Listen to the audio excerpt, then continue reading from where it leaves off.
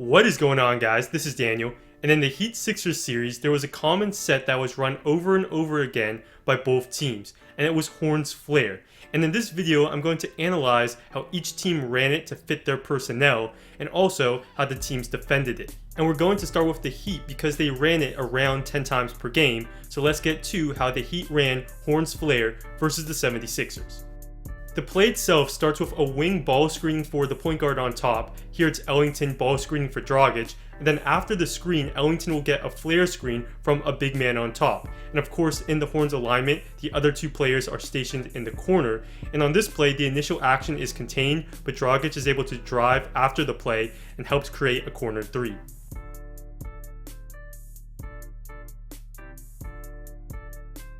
To analyze this play, we must first look at how the Sixers defended it, and it starts with that first screen, and what the Sixers primarily did was either switch this first screen or have the on-ball defender fight over the top.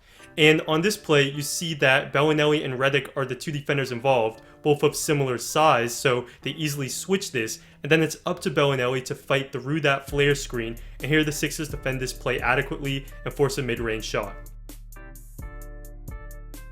The Heat had success with this play, and it was because they attacked it in an intelligent way.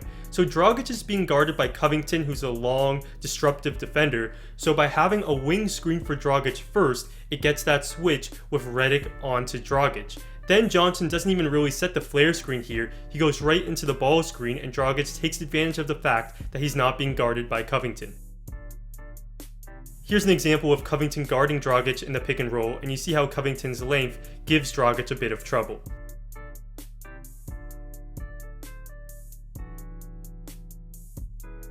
Here the Heat execute this again, Dragic gets Bellinelli switched onto him, and then they flow into a high pick and roll where something good can happen.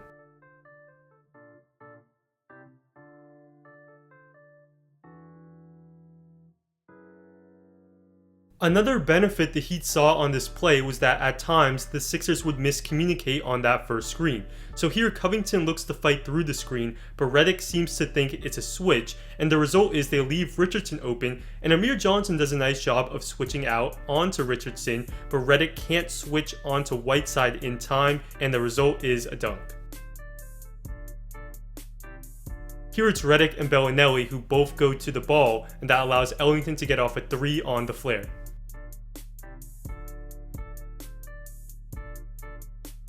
Once I did see the Sixers send a hard trap on that first screen, and you see that here as they trap Wade. And I like it here because you see that Embiid looks to cover Ellington on the flare, and the player they leave open is Whiteside, and that's exactly who you want to catch it and look to play make, and this benefits the Sixers here, and it's a nice defensive possession.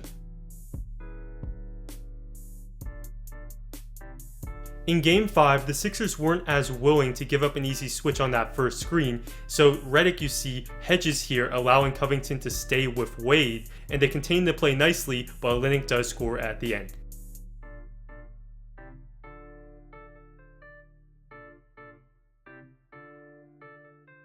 Again in Game 5, Redick will hedge that first screen, and the Sixers contain the play, but the Heat nicely flow into an Ellington pick and pop, and that helps free up a three for Tyler Johnson.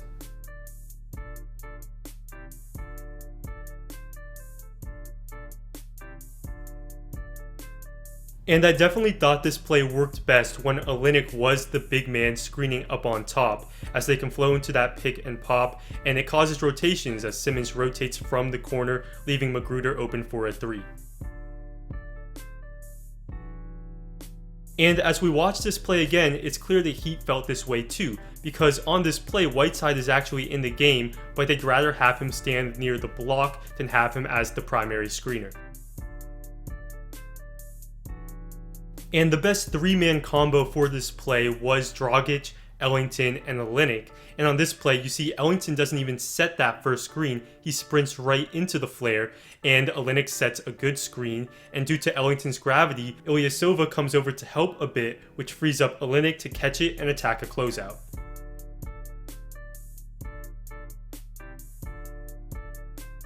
Moving on to how the Sixers ran this play versus the Heat, and the main difference was the fact that the Sixers had Ben Simmons, And this changes how the Heat would defend the first screen because they wouldn't want a guard switching on to Simmons, so Johnson here will hedge out on Simmons. And this is a sound strategy, but it does put Johnson a bit behind the flare screen. He gets stuck on the screen here, and that leaves Bellinelli a bit of space.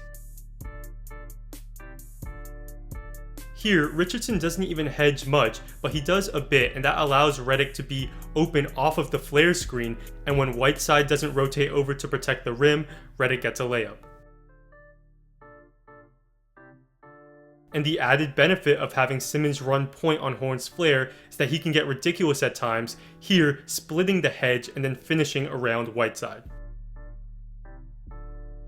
Needless to say, the Sixers had success with this play, and here Ellington hedges, but he doesn't really do enough to slow down Simmons as his hedge doesn't come out far enough, and Johnson is looking to go under the screen because Simmons is not a great shooter, but notice Redick's screen, which is the key to this play. He sets it with his back facing the baseline, making it very difficult for Johnson to get through the screen, and that allows Simmons to get to the basket and get fouled.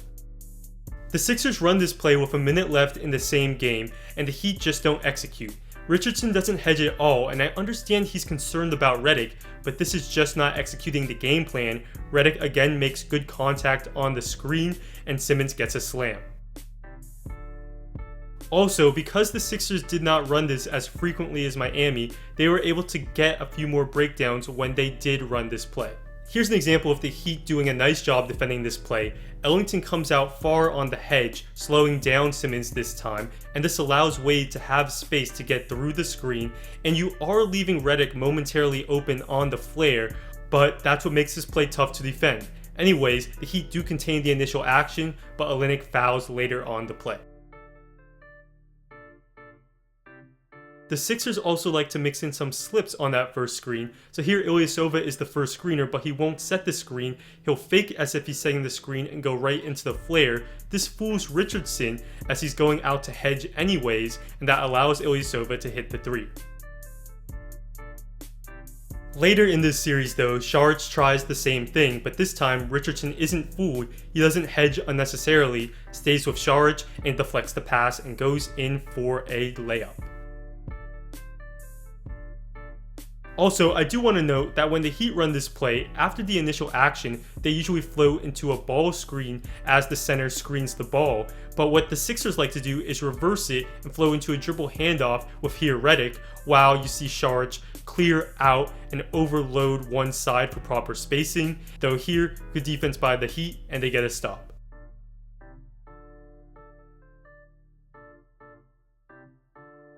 Well, there you have it guys. I hope you enjoyed this video and saw how the Heat ran it as a primary set they went to often to get a pick and roll, while the Sixers ran it only once in a while, but when they did run it, it worked quite well. Thanks for watching, and I'll see you next time.